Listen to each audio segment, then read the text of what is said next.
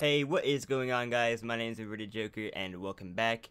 Today we're going to talk about peeking and how to properly peek corners because I've been getting the question a lot in comments. However, I was really not wanting to make this video because there's already good ones out there. For example, Serenity made a great peeking video. And before we get into this, if you guys do have any questions and I haven't answered your comment right away because obviously I'm not available 24/7. If you're on Xbox, go follow Silent Rage on Twitch. He is the leader and team captain of Strictly Business Pro Team on Xbox One. And if you're on PC and want PC related tips, go follow Kickstar on Twitch. Both their channels will be in the description box down below, and let them know that I sent you because hey, I consider them both to be good friends of mine. If you play a lot of Siege, you will often hear people talking about peeking and having peeker's advantage, and to make this short and sweet, peeking is when you lean around a corner, to show a little bit of yourself rather than exposing your full body, but to have peeker's advantage means that you are moving in the game as opposed to being stagnant, which yields advantage through latency issues. So if you've ever been sitting behind cover or behind something and someone walks around the corner, or looks around the corner and shoots you one time in the head, and you die, and you didn't even see them on your screen, that is having the peeker's advantage, and you have been successfully peeked. With that out of the way, we're going to talk about how to get the peeker's advantage, how to peek, and ways to prevent yourself from being peeked when you are defending or you're attacking, and you just don't have as good of an angle as the other person would, or you don't have the advantage of being able to peek because you're too close to a certain item of cover. So if it's possible, you should always rely on drones and cameras to get information on where and how to peek. But if that isn't available, the very first tip I have for you guys is what I'm doing in this clip right here, is I peek out for information on where the person is. When I get back behind cover, I'm going to recorrect my shot to where their head level would be by guessing, and then I'm going to correct the shot and peek out and shoot. The biggest tip that I have for peeking, which should have been here first instead of the previous clip that I showed you, is to make sure that you are far away from the cover, or as far as possible away from the cover, door, or window that you are peeking, to make sure that you are not giving them a better perspective on you than you have of them, because getting an advantage through latency by peeking doesn't do anything if you are entirely too close to the cover that you're peeking, because they can see you before you can see them. And whether or not you're peeking for information or to shoot at an enemy player, you need to make sure that you're peeking in and out as fast as you possibly can.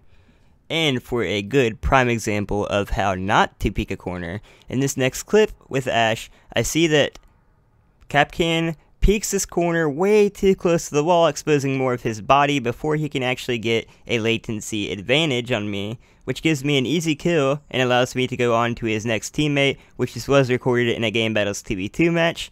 And as you can see, I lean out just a little bit for some information. When I see him, I lean back in and I come back out, readjust my aim to head level, and I shoot right away. If you watch a lot of my videos, you'll hear me oftentimes talk about how you need to be constantly moving in a gunfight, and the reason is because latency also affects hit registration in Rainbow Six Siege, and it's another way that you can maintain a peeker's advantage, or at least get an optimal advantage latency-wise on your opponent. Another tip that I have that you never see anyone mention in Siege is that people will generally rely on places of comfort to return to after something that you just saw happen in that clip, such as them throwing C4 at me, to feel better about their chances in a gunfight because they have that angle they believe to be memorized from the previous time that they were in that spot. So what I do is, I rely on them going to their place of comfort, i.e. back behind the toilet, and I come back around the corner and pre-fire it. I did that because even though the last time that I saw him he ran away from the toilet, I just figured that he would be there, and if he wasn't, there was no way when I came around that corner pre-firing that he would be able to hit me or do enough damage to kill me right away. This next tip was said by Serenity, but obviously you need to avoid barbed wire, and you need to avoid peeking corners very slowly or hugging the wall as mentioned before. And although in this clip I did run through barbed wire, yes I did do it, however I did have a drone on the objective and Sir Megahawk was watching the drone in this Game Battles match, and I came around the corner and pre-fired this guy with my pistol.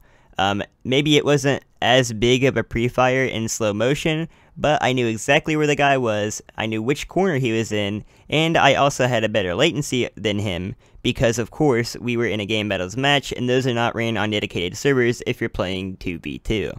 So let's talk about how you negate the peeker's advantage if you don't have as good of a peeking spot or piece of cover as the enemy does, and you know for a fact, based on previous rounds, or the fact that they're actually a good player, that they're going to peek you and that they do understand peeker's advantage. So for this, we're going to revisit this clip on Chalet when I was using Buck, and I went up to Master Bedroom to get an angle on the enemies down below.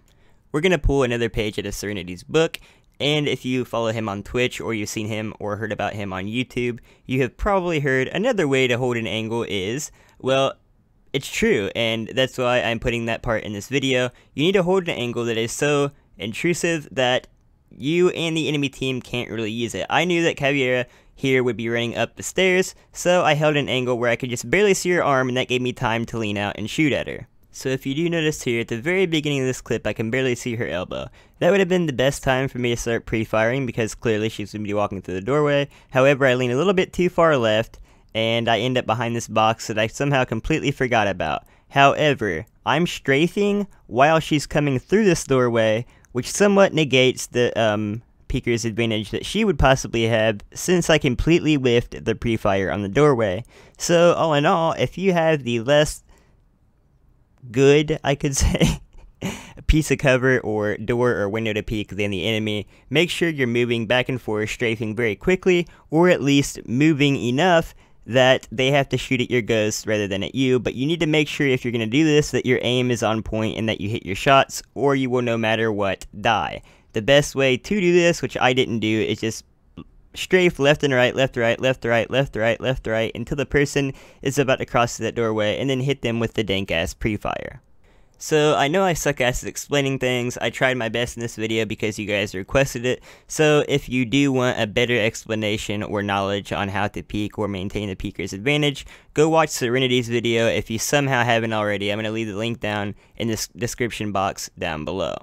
So guys, thank you so much for watching and all your continued support. We're at over 4,000 subscribers now, so that is beyond amazing to me. I didn't think at the beginning of doing Siege videos or even YouTube in general that I'd ever reach 4,000 subscribers, as I've always had a really small community, but it's so awesome to see us growing time and time again. So guys, as always, my name's Peek-invertedjokerr, and I'm signing out.